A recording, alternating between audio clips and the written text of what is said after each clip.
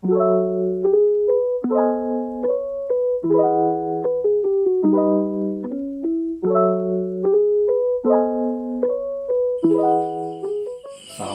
sobat pintar, sugeng dalu Bapak Ibu, kakak adik, dalu menika kula pinanggih kalian sosok inspiratif ingkang luar biasa, Pak Kepala Desa yang Master Teh atau Master Teh yang Pak Kepala Desa.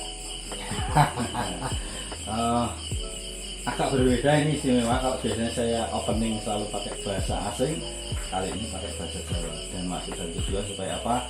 Kita tidak melupakan nilai luhur budaya kita. Kali ini kita ketemu dengan beliau Pak Budi atau Bro Budi atau apa nih panggilnya? Uncle B. Uncle B. Siap Mas? Sehat. Saya tertarik ini. Sebelum kita ngobrol banyak ke rutinitas panjenengan, namanya kan Budi, Pak. Mas Budi. Kita sama-sama Budi berarti ya. Setahu saya orang itu kalau punya nama Budi, cilikannya mesti nakal bedik. Betul nggak Mas? Ceritakan sedikit Mas Budi, masa kecil Mas Budi ini biar teman-teman tahu lah. Masa kecil saya. Tadi tebakannya kayaknya benar. Karena namanya sama. Ya, nama saya Budi Susilo. Saya di sini biasa dipanggil Uncle B. Ya. Itu karena keponakan saya. Keponakan saya punya 9 keponakan itu biasa manggil saya Uncle B. Kalau di sini dipanggil Bro Budi, Bro Lurah dan lain sebagainya. Saya lahir dan besar di sebuah desa di tengah-tengah hutan di Desa Pamrian, Kecamatan Pituruh, Kabupaten Purworejo. Itu sekitar 40 km dari sini. Saya lahir sampai SD di Desa Pamrian itu, dan kemudian Budi kecil itu punya cita-cita tidak mau sekolah SMP di situ, pengen SMP di kota. Akhirnya mulai kelas 1 SMP saya sudah kos di Kutoarjo, di SMP Negeri 2 Kutoarjo, sekarang SMP 5. Dari desa ke kota, nah itu di situ bakat nakalnya mulai muncul karena ya terbawa dengan kehidupan kota. Itu dari SMP 2 masih nakalnya belum seberapa, mungkin ya masih bisa lolos ke SMA 1.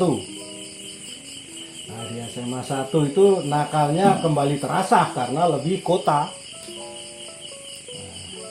Nah, nakal masih bisa lulus. Ya ranking 1 tetap dari bawah. Anak desa ini bisa menjalankan itu.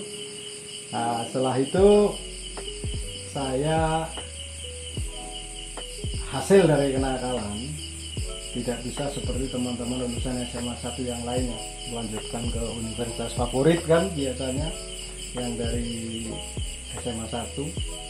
Saya akhirnya absen setahun, kemudian di tahun kedua saya baru bisa melanjutkan kuliah di Sekolah Tinggi Pariwisata Bandung, atau biasa disebutnya NHI,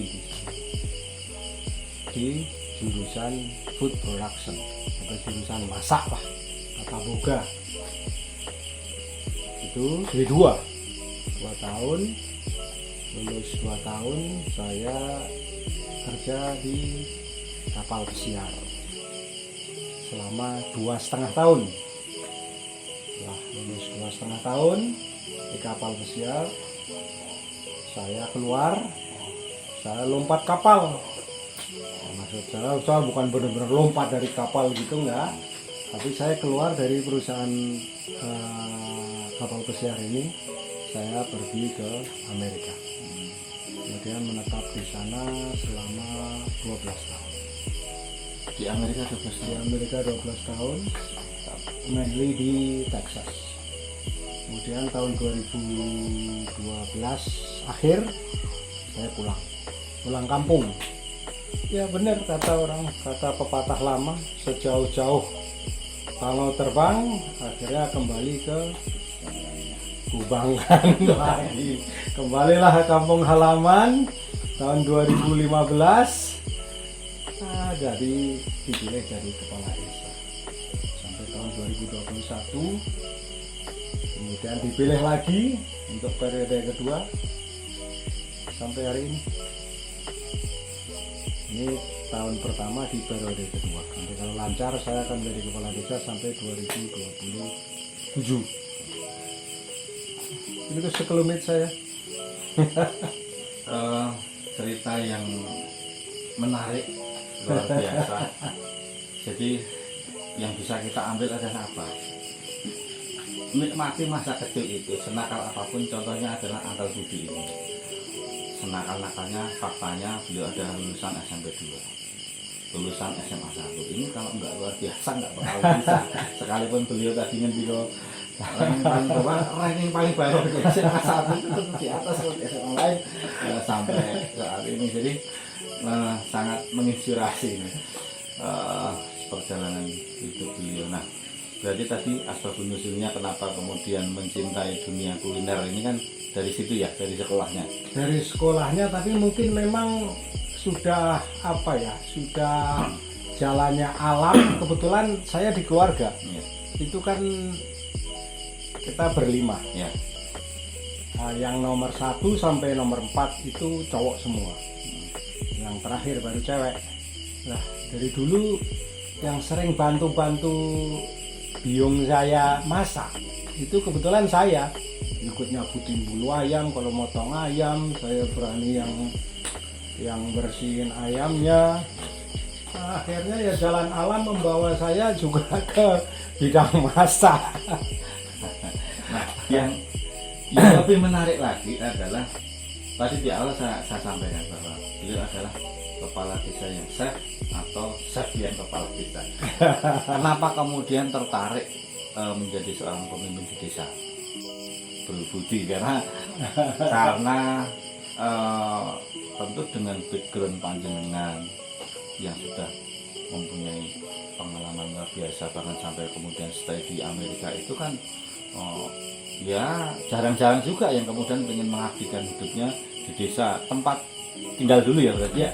Nah, kelahirannya. Artinya orang-orang desa di mana belum menjadi kepala desa itu harus bangga.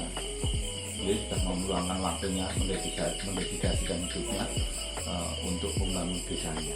Itu yang menjadi kemudian menarik jenengan ini apa, Mas Didi? Kalau keinginan menjadi kepala desa pada awalnya tidak ada sebetulnya. Cuma saya memang ketika pulang kampung ya sudah, saya tinggal di desa, saya ikut miara kambing seperti tetangga-tetangga dan teman-teman usia saya, karena saya melihat kayaknya asik. Memang saya menikmati sekali hidup di desa, ya mau apa lagi, teman-teman piara kambing, saya piara kambing, teman-teman tanam ini, saya tanam ini. Tapi saya sebetulnya awalnya tidak ada ketertarikan saya menjadi kepala desa. Tapi mungkin ini juga sekali lagi jalannya alam juga. Kebetulan saya terlahir dari keturunan kepala desa, keturunan lurah. Kalau zaman dulu dari lurah pertama di desa saya sampai terakhir kemarin memang dari keturunan terahnya saya. Kayak gelondongan gitu. Kayak gelondongan mbah saya, buyut saya, cangga saya, gantung sewur saya dari awal desa itu memang kebetulan keturunan dari mbah-mbah saya. Dan kalau saya tidak pulang mungkin ya putus, karena kebetulan dari keluarga saya semuanya merantau, tidak ada yang tinggal di desa itu, cuma kebetulan ibu saya. Tapi karena ya terus masyarakat menyuruh saya, dahului sesepuh, dahului saya dari lurah, ya sudah saya ikut pilihan dan terpilih. Saya seperti itu.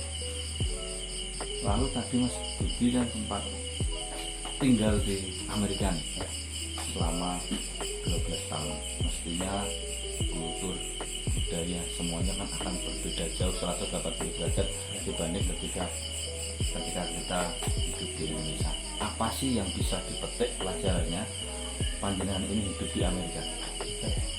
Yang pertama ini adalah a dream of a child. Pada waktu kelas 5 SD, Budi kecil suka membaca. Dari kecil saya memang suka membaca. Saya membaca komik-komik Superman. Itu salah satu, saya suka Superman, saya suka Flash Gordon. Kebetulan bapak saya seorang guru SD juga. Dia banyak membelikan saya tuh komik si Kuncung dan lain sebagainya. Saya punya perhatian khusus sampai sekarang masih saya ingat sekali. Superman itu asalnya dari Akrapolis. Di sana di Amerika katanya. Kejar. Waktu itu di belakang rumah, sambil saya baca itu, ketika sore saya memandang di langit, saya membayangkan Amerika itu mungkin sebelah sana, itu di bawah langit yang jingga itu. Mungkin Akrapolis itu di sana. Saya besok pengen ke sana. Ya tentu dengan perjalanan waktu itu hilang. Tetapi ketika akhirnya saya benar-benar di Amerika, saya cari itu kota di Akrapolis dan memang ketemu. Ada sebuah kota kecil, kalau tidak salah itu ikut negara bagian Kentucky waktu itu. Saya sampai ke sana. Ini Akrapolis yang saya bayangkan ketika saya kelas 5. Kota kecil, tidak kota metropolitan seperti New York atau Los Angeles atau seperti Houston atau seperti Illinois. Jauh sekali, tapi paling tidak yes. Kalau nyampe Akrapolis juga impian gua yang kecil itu. Yang kemudian kultur ke Amerika ya tentu banyak sekali. Saya kebetulan ketika di Amerika saya tidak ya sama seperti dulu waktu zaman SMA, saya tidak melakukan apa yang dilakukan oleh para perantau biasanya, bekerja, ngumpulin duit, dibawa pulang. Saya kesana memang traveling, saya pindah dari satu tempat ke tempat lain dan saya selalu bergaul dengan mereka. Saya menyatu dengan mereka, belajar bahasa mereka, dialek mereka. Kan ada beberapa dialek New Yorker, dialek South, dialek yang Midwest, yang Tex-Mex, Texas Mexican, dialek Florida yang campur juga dengan Spanglish dan lain sebagainya. Ya unik. Amerika dari pengalaman saya adalah kumpulan imigran. Kultur yang asli Amerika mana juga susah. Yang Amerika itu setelah yang mana itu ada gabungan dari kultur dari seluruh dunia. Tapi satu yang ada kebiasaan mereka dengan latar belakang yang bule, hitam, Latin, Asia. Itu kan biasanya pembagiannya begitu, white, black, Hispanic, or Asian. Pengelompokannya kan itu aja. Satu lagi Middle Eastern. Jadi sama, setelah mereka di Amerika, satu yang saya pelajari adalah mereka bekerja keras. Mereka bekerja keras dan mereka percaya diri.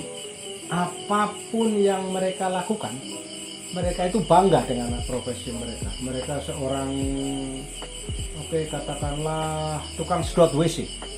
Mereka bangga bahwa saya bisa nyedot WC terbaik di dunia.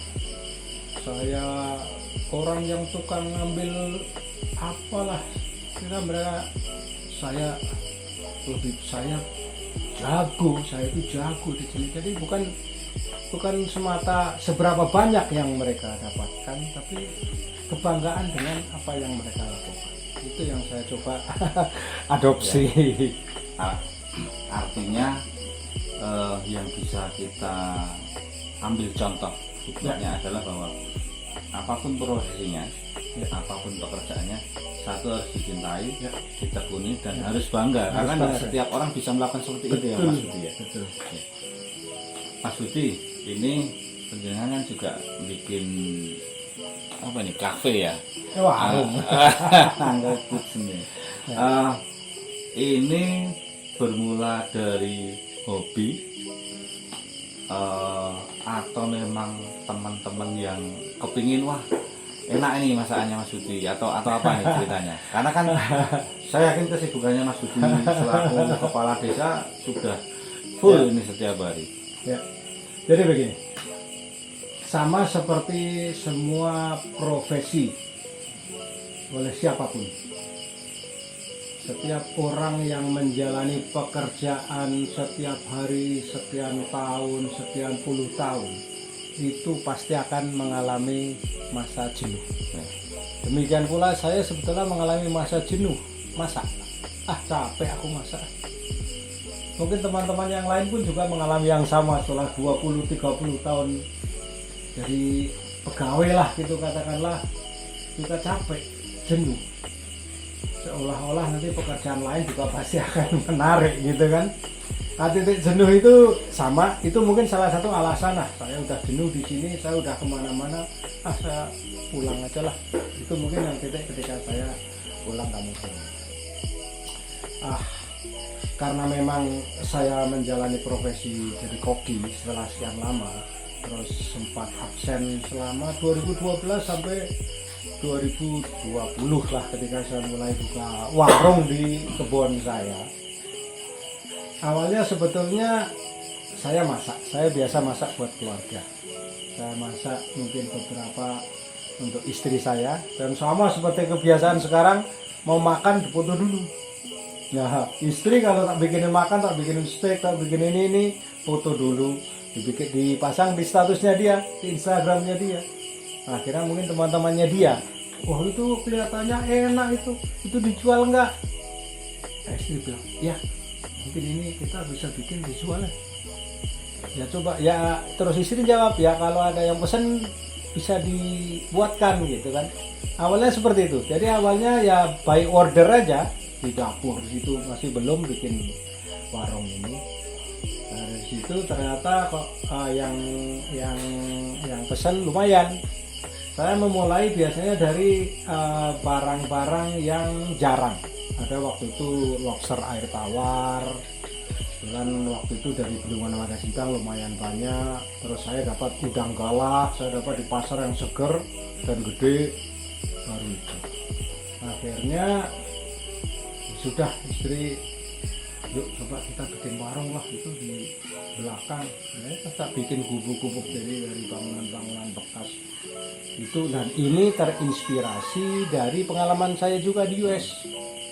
Makanya di sini disebut Uncle B Kitchen Backyard Cuisine. Backyard Cuisine itu terinspirasi di Amerika. Itu di weekend, di hari Sabtu, hari Minggu, itu sudah menjadi tradisi keluarga. Berkumpul di belakang. Dan biasanya memang ada grill. Ayahnya ibunya, teman-temannya diundang, mereka grilling. Grill hotdog, hamburger dengan anaknya, main di kolam renang, masing-masing punya kolam renang belakang. Bapaknya ngebir. Nah di sini cuma sayangnya nggak ada bir. Jadi di sini makanya saya bikin konsep ini juga, bukan sekedar saya masak dan mereka makan, tapi memang kita ngumpul, saya dengan teman-teman, dengan tamu saya ngumpul dan saya sempatkan untuk ngobrol. Apa saja yang lagi tren, politik, apa aja kita ngobrol makanya. Jadi memang saya batasi maksimal satu malam, kalau bukan yang rombongan adalah 28 orang. Sehingga saya ada kesempatan masak dan saya ada kesempatan ngobrol. Menarik loh Sobat Bintang, siapapun yang hobinya makan saya sudah mencoba dan rasanya artinya ini enggak cuma hanya tempat makan, tapi tempat ngumpul bersama keluarga, dan insya Allah menyenangkan lah di sini. Jadi Sobat Bintang yang mau makan bersama keluarganya nggak usah jauh-jauh pergi dari Purworejo, di sini pun ada tempatnya dan masakannya sangat variatif. Mau cari yang Indonesia juga ada, mau cari yang Western juga jagonya. Itu ya Sobat Bintang.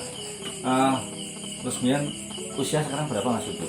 51 tahun, masih muda. 51 tahun, tapi masih seperti 31 tahun Mas Udo. Saya memang tidak pernah mengizinkan usia tua masuk ke saya. Siap. Tidak pernah izin, muda terus. Ini menarik juga ketika tampilannya yang boys ini kemudian menjadi seorang kepala desa di sana punya skill yang bisa memasak. Chef ini kan nggak semua orang bisa. Ditambah ini Mas Budi, mohon maaf nih, saya tuh seneng dengan tato seperti ini. Itu apa sih Mas Budi yang mendasari kemudian ditato juga? Ya biar awalnya sih biar kelihatan sangar, biar kelihatan sangar orang takut gitu kan. Tapi saya ternyata salah, ternyata tatonya nggak pernah bantuin saya berantem. Orang tetap nggak takut juga sama saya.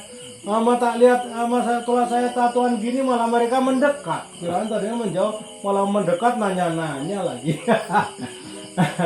Ya sebetulnya suka saja, dan kebetulan ya teman-teman nongkrong di sana kebetulan ya anak-anak bertato. Saya suka nongkrong di tempat tato parlor gitu kan. Sebetulnya ya kebetulan cara pandang, pola pikir, obrolan kita nyambung, ya akhirnya sudah sambil nongkrong tato. Itu artinya apa? Sekali lagi sobat pintar, jangan pernah menjudge seseorang dari tampilan. Orang kalau ketemu Mas Budi ini di jalan, preman pasar. Sebetulnya sekarang tato itu bukan itu preman, tapi bagian daripada seni. Nah ini contohnya adalah Pak Kepala Desa Pambrian ya Pak. Kepala Desa Pambrian.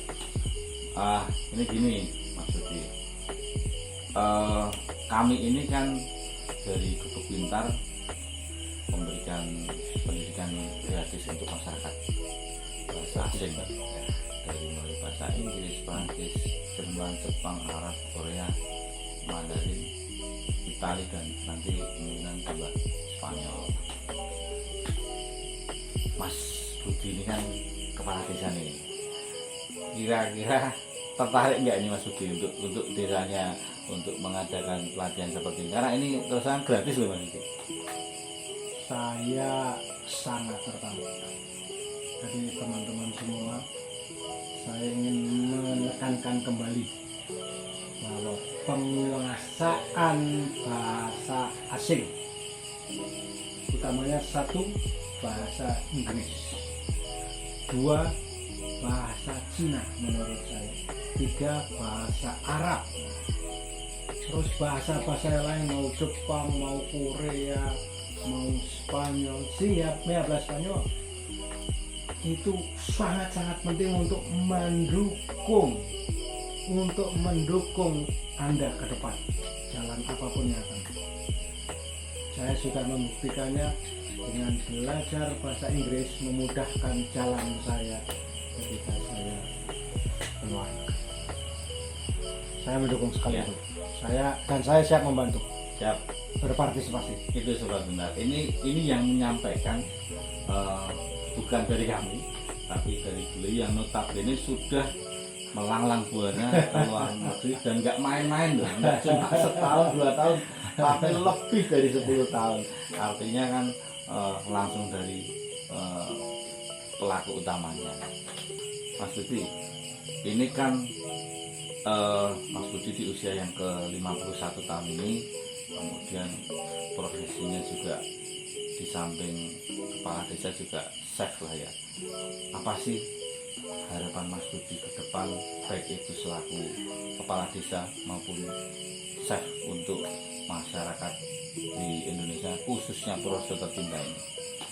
Karena kan saya yakin Mas Budi ini sangat mencintai Purworejo. Buktinya adalah beliau sudah 12 tahun di Amerika, dan kalau bicara tulus itu di sana nggak main-main cari uangnya. Tapi ternyata beliau akhirnya sudah disampaikan, sejauh bangau terbang akan kembali ke bangannya.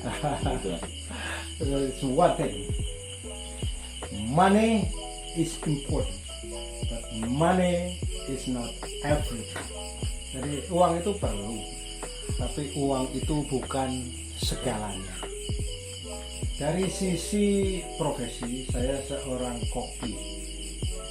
Yakinlah bahwa dunia kuliner, apalagi sekarang marak dengan wisata-wisata kuliner, adalah salah satu jenis usaha yang relatif gampang dan hampir bisa dilakukan oleh siapapun tanpa butuh pendidikan khusus. Tapi butuh latihan, tapi tidak butuh pendidikan khusus atau ijazah-ijazah tertentu. Cuma syaratnya adalah satu, siap bekerja keras. Itu tentu di bidang-bidang lainnya juga sama, tapi khususnya di bidang kuliner, siapapun yang mau bekerja keras, mau bergabung dengan Uncle B, ayo kita. Jangan sekali-kali bilang, wah nggak ada kerjaan nih, gimana nggak ada kesempatan. Datang ke Uncle B ketika kalian ada kemauan, kita belajar bersama, kita bikin konsep, dan Anda siap untuk bekerja keras, yakin masih banyak lapangan kerja. Uncle paling tidak suka dengar tidak ada pekerjaan, ya harus kita cari. Terus dari sisi kepala desa sangat unik menurut saya. Ini pengalaman, salah satu pengalaman yang paling berharga dalam hidup saya adalah menjadi seorang kepala desa. Desa adalah sebuah komunitas yang sangat unik, sama seperti di sebuah kitchen, sebuah dapur besar. Dia butuh manajemen, butuh menempatkan orang-orang yang pas sesuai dengan kemampuannya. Di dapur sama, seorang chef tidak mungkin sehebat apapun dia bisa bekerja sendiri di dapur itu. Dia butuh sous chef, dia butuh demi chef, dia butuh CDP, dia butuh helper. Sama di desa sama seperti itu, kita butuh bekerja sama. Dari intinya semua adalah teamwork. Ketika teamwork kita bagus, maka kita pasti akan berhasil. Di desa pun sama, apalagi di desa selain pekerjaan administrasi, kita ada pekerjaan sosial dan lain sebagainya. Nah, itu unik sekali. Artinya the right man in the right place, the right man in the right job. Tapi semua itu perlu proses. Semua itu belum proses. Dan proses itu diperlukan sebuah keyakinan, sebuah kepastian. Jadi ketika kita sudah merasa pasti, kita sudah merasa yakin, kemudian kita bekerja keras, bekerja cerdas, jadi orang baik, bermanfaat, insya Allah semuanya bisa diselesaikan. Betul ya? Jujur. Ya. Nah, itu landasan tambah satu lagi, jujur. jujur terutama. Karena dari mulai kejujuran itulah semuanya akan bisa diselesaikan. Karena ketika kita bohong, satu kebohongan akan berlanjut ke kebohongan yang selanjutnya. Otomatis. Ya. Mas Budi, kami selalu ada challenge nih Mas Budi. Ya, Mas Budi nggak bakal challenge itu sebetulnya. ini kehabisan. Mas Budi ini sudah tinggal di Amerika 12 tahun. Tentu kalau bahasa Inggris, wah, melotok-tok lah. mungkin mempunyai kemampuan bahasa asing lain Mas Budi. Poquito Spanyol. Oh, Spanyol, oke.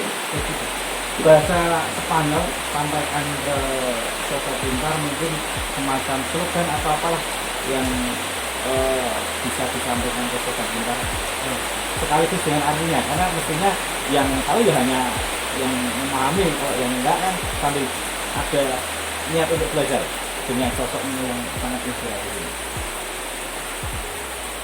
Ini salah satu, karena saya banyak bergaul dengan orang dari Meksiko dan negara-negara Latin. Satu yang sebetulnya terjadi di Indonesia, dilakukan di Indonesia, tapi juga menjadi pegangan juga di negara-negara berbangsa Latin. En mi casa es su casa. Artinya rumahku adalah rumahmu juga. Berarti kita semua adalah bersaudara. dari apapun. Jadi silakan datang ke tempat Uncle B, Piero, Mas Rende, Abang saya juga sedang belajar. Sobat Pintar, ini tadi obrolan saya dengan Bro Budi Susilo.